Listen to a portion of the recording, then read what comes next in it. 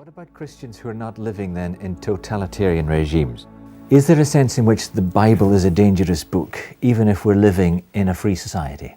Yeah, and that's why the attack on us Christians in relation to reading the Bible is, the method is different, the effect is the same. We are too busy to read the whole Bible. We live on some excerpts, some selected passages or verses. We've got to become people by the book. Read the whole book as a book. At least once a year, absolutely. It's too much. You're too lazy.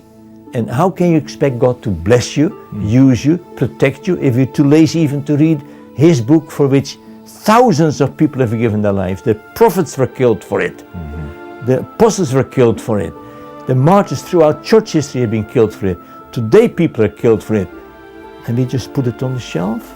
Like there's this story about a family in Holland where I live, and the little boy in that family found the family Bible and it was covered with dust.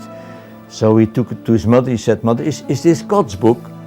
Mother looked at the Bible and said, "Sure, this is God's book." He said, "Well, why don't we send it back? Because we don't use it." People would want to walk that walk that you've walked. So give them one thing that they can get started in order to live by the book. What would you say that should be?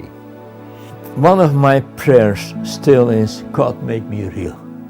My advice would be, when you read the word, God, speak to me, and whatever you tell me, I will do it. And then a whole life of adventure starts that will scare you. God will put you to the test. If it doesn't, I would feel scared.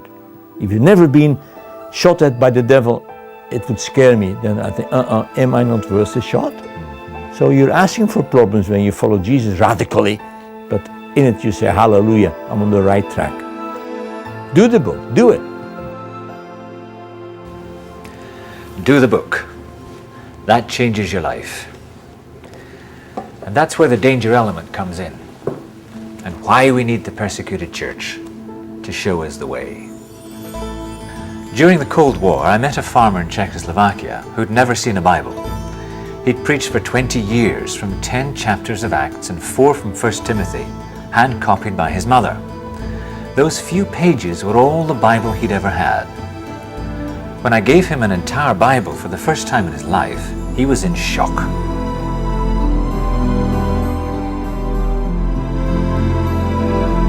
He said to me, "Now I'm going to be in a lot more trouble. Thank you for bringing me the world's most dangerous book." Then he turned to me and asked, "You've had this book for some time. Tell me, what wonderful trouble has it brought you?" What a question. It went straight to my heart. What wonderful trouble has the Bible brought you? Is it really supposed to bring everyone trouble? Have I really found the Bible to bring me danger? Or is that just a call for the Broder Andreas of this world and that Czech pastor? It all sounds very Cold War. And the fact is, it isn't that easy to love this book. Many of us go through periods, perhaps inevitably, when we find the Bible rather tough going, boring some might even say. Oh, we revere the book, but we don't read it much. And we're uneasy even admitting this.